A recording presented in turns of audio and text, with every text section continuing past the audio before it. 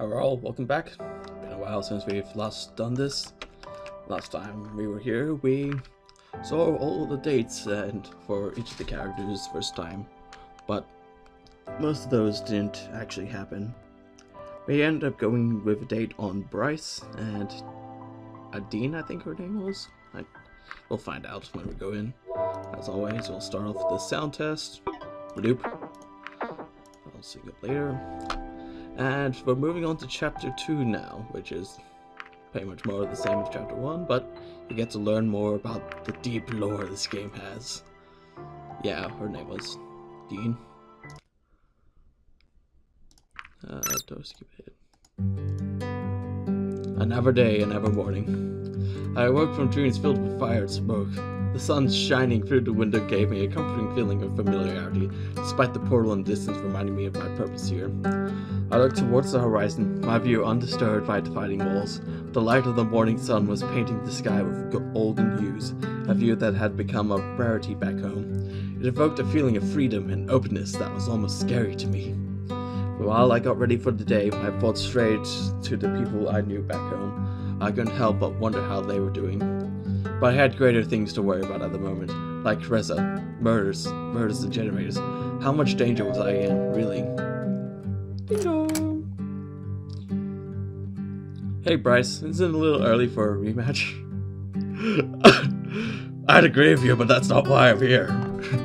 Today's agenda isn't nearly exciting or fun. Well, what is it? Just some good old-fashioned police work, and we're counting on your help, again. Sure, sign me up. Great. The game actually knows. Oh. We obtained a list of places Reza visited in the days before he vanished. We'll check those out, maybe find a lead. And you might help us understand his motivations and give us some context to his actions. I can certainly try. I'm sure you'll do a great job. That is reassuring. Are you ready to go? Sure, let's go. We walked off into the distance. There's a couple of places we could check out. Let's see where we should go first. While Bryce focused on his list, I saw someone approach out of the corner of my eye. A closer look revealed that it was Sebastian, waving his arm in an attempt to get our attention as he ran towards his face grave. There you are, Chief. I was looking for you. What are you doing here? Don't tell me there's another dead person. Don't tell me there's another dead person. Sorry, Chief. There is. Damn. Guess it's going to be one of those days. Yeah, looks that way. Someone else can take care of that today, though. We've got other plans. You'll need to sign off on a few things, at least. I know. We'll get to the crime scene, sign a few forms, and then we're out. Another murder. What will we do? When we arrived at the scene, I saw the poor victim next to one of the houses. The obligatory sheet that was draped over him provided a modicum of discretion, but nothing to hide the crimes that had occurred. Alright, give me the story. It's an interesting one, that's for sure. The wounds match those of the lost victim, so a similar, if not identical, murder weapon is likely. The victim? Maintenance person for this area, and the electricity is out. The power goes out, maintenance guy shows up, and is killed before we can fix the bulb. At least that's my theory. So the power for the whole block is still out? That is correct. We should get that fixed as soon as possible. We don't need civilians showing up around here complaining about sitting in the dark. Good point. Bryce's snout wrinkled with distaste as he glanced over Sebastian's shoulder. Damn, not again. What is it? What are you doing here, Maverick? A second victim, huh? This is an official investigation, so you better not cross that police line. Shunned by my own colleagues? This is ridiculous! You know how it is. Rules are rules, and without those rules, murders like this one would be allowed to happen and go unpunished. Have your fun without me, then. What do you think you wanted here, Chief? That one's easy. To do his own investigation, just like he said he would. I shouldn't be surprised he showed up, but I guess we're lucky we arrived before he did. I agree. We better check out that power outage now. Of course, I think there's a door to the matron's room. It's right around here.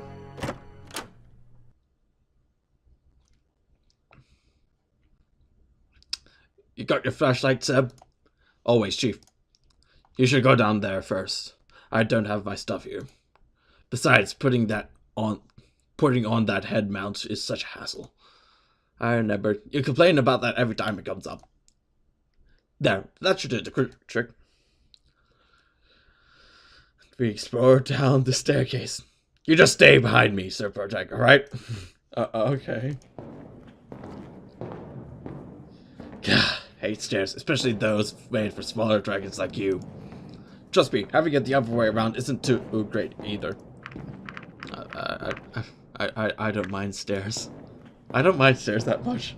I can see why. Your legs have more articulation than even mine, especially at the knees. Out of the three, I think Bryce has it the worst right now. Damn you and your articulated knees. This kind of reminds me of when we found that underground base, or whatever it was. Remember, Chief? How could I not? It wasn't that long ago. Underground base? Yeah, the portal wasn't the only piece of ancient technology we found. There was also this old lab near it. Seemed to have high-tech stuff in there. At least the place didn't have as many stairs. Wait, so not only found the portal, but the whole facility along with it? Yes, but we're not sure how much the two are actually linked. We spent all that time studying the portal and barely got anywhere with it. The stuff is just beyond what we know. Here we are. Got down all the way down the dreaded stairs. The door's open. We walk in and are sternly spooked by what we found. Absolutely nothing. So, what exactly are we looking for? Whatever is causing the power outage. If we don't find the cause, we should at least be able to get the backup running.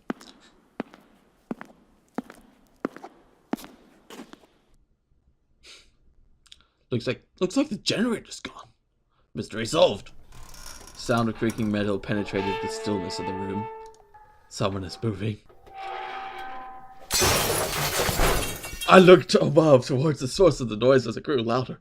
The next instant, I was pushed sideways and fell to the ground, just barely avoiding the giant light fixture that fell from the ceiling and shattered into countless pieces alongside me. Sir Pertak, are you alright? Next thing I saw was a hooded figure standing above me, barely visible against the darkness that penetrated the room. Alright, this voice might change later, but perhaps bear in mind that I'll at least try. The figure crouched down next to me. It must hover right in front of my face.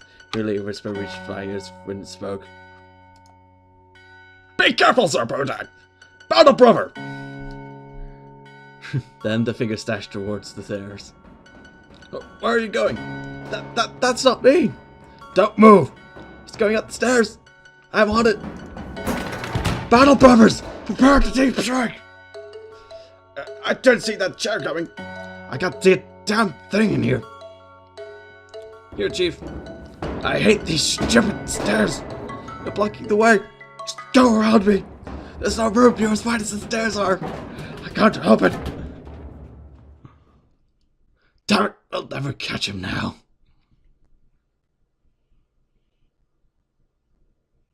Might change that voice anyway.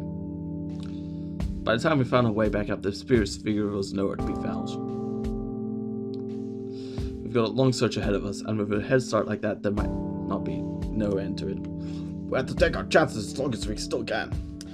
Except that chance is growing smaller and smaller while we wait for the team to arrive. What even happened down there? Right, Sir Pertak, tell us everything in as much detail as you can. There wasn't much to it. I heard a noise, I looked up, the light fixture came down, then someone pushed me. You mean Reza? I'm not so sure on that. Didn't you see him? Whoever it was wearing a mask. Bloody well, can't be someone else, so let's not kid ourselves here. Why would he wear that whole getup though? He wouldn't want to be recognized. That's a bad excuse when there are only two humans here. The whole thing doesn't make any sense. Let's take a step back and look at the bigger picture. Your earlier theory about what happened was pretty solid, Sebastian. Let's go with that. And a bit about the generator being stolen. So now the question is, who has a motive for stealing a generator? Reza. Right. Who else would need to steal a generator when those who live here could either buy or even simply request one? Not to mention Reza was the only one who arranged a diplomatic trade for the generators in the first place. I can't deny the fact that your generators are pretty important to us, but resorting to murder? We all just saw the human figure running away. Why would he have stayed if he stole it? Why would he remain here if he was the one who stole it? The generator was already gone when we got here, and the person in question was carrying it either. Perhaps it's a case where the criminal has returned to the crime scene. For this kind of crime, I'd say no, but who knows? Maybe our rules just don't apply anymore. What do you mean? No offense, but ever since you two humans arrived, there have been a lot of strange things going on. This place used to be a quiet town until the Fire Nation attacked. So you think it was Reza? Honestly, things aren't looking great for him right now. It's still our top priority to find him, but after what we've seen here today, I'm not sure what will happen when we do. I just don't want to give you any false hope, you know. I see. Maybe we should focus on finding him and point fingers later. Agreed. The police team will be here any minute now. You don't have to get involved with the search, but that doesn't mean you can't help us. What do you want me to do? We still have this list of places we're going to check out, remember? We can't go now, the search takes priority. Of course, we'll still check out those places after we're done here, but you could go on your own and speed up the process. You could even find a lead for us, who knows? Sure thing. Great. Here's the list. Considering your status, you shouldn't have any trouble in these places, but if anything happens, call me and I'll check up on you later. Oh, we will call you later. Wait a minute, you mean I'm going all by myself? All of us are going to be busy with the search and we can't really afford to spare someone right now. You'll be fine. Aren't you worried I'll do something fishy? I mean, isn't that why Reza and I were assigned police escorts in the first place? That possibly was mostly Maverick's fault, and he's out of the picture. With my authority as chief, I say you can go alone. I already know where you're going, and besides, I trust you. If you were in cahoots with Reza, you would have run off with him when you had the chance. Good point. I see the team is approaching. Guess you can get at going. Alright, I'll see you later then. Good luck. Our second investigation. 2 targets are dead, and now we have to try and find out who did it. What are your thoughts? I mean, I think it's pretty like certain what's going on. But you guys might not understand, but I'll leave it a surprise. It was a relief to leave the crime scene, considering all that had happened. When I reached into my pocket to take a look at the list, however, I found something unexpected. A small piece of paper word Tatsu written on it. How did that get there? Battle Brother! My earlier encounter with the masked person was the only time today someone was close enough to smuggle something into my pocket. I figured if someone like Bryce tried to do something like that, I definitely would have noticed. As for Tatsu, the only related thing I could think of was Tatsu Park, which I had come across when I went to the police station the other day. Even the park was the place the mysterious paper reference to.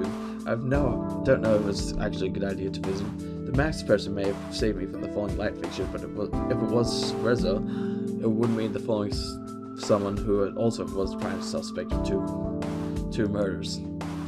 I also had to consider the list of places Reza had been to: a local grocery store, the production facility where I had visited, and the library were the 3 places closest to here. Certainly was going to be a busy day, and I knew I wouldn't have the time to visit all of them. Alright, we're gonna save the game. I'm not sure what we should do.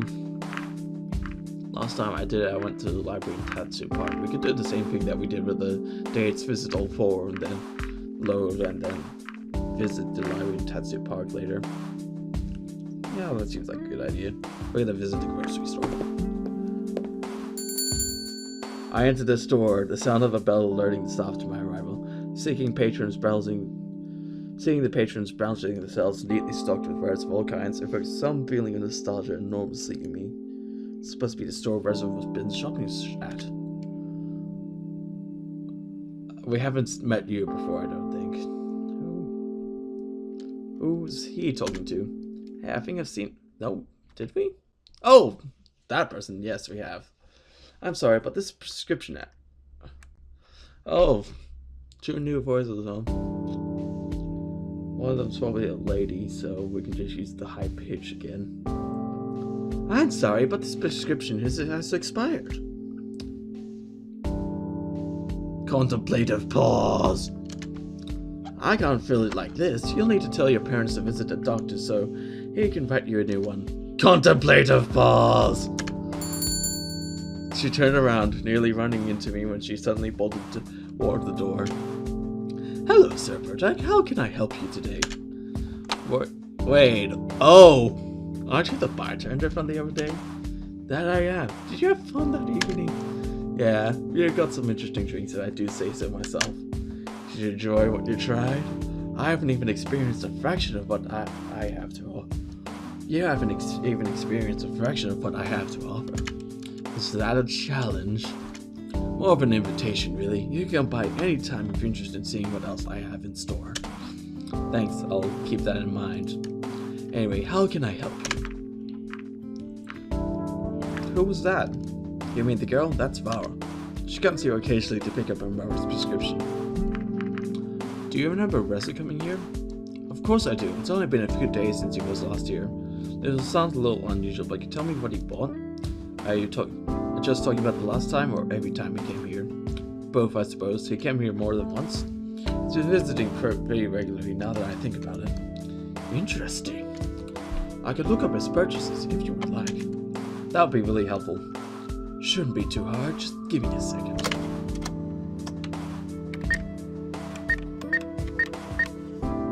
I watched him carefully navigate the registers button, soon followed by the sound of the attached printer. There you go. Receipts for all of his purchases. Well, that was easy.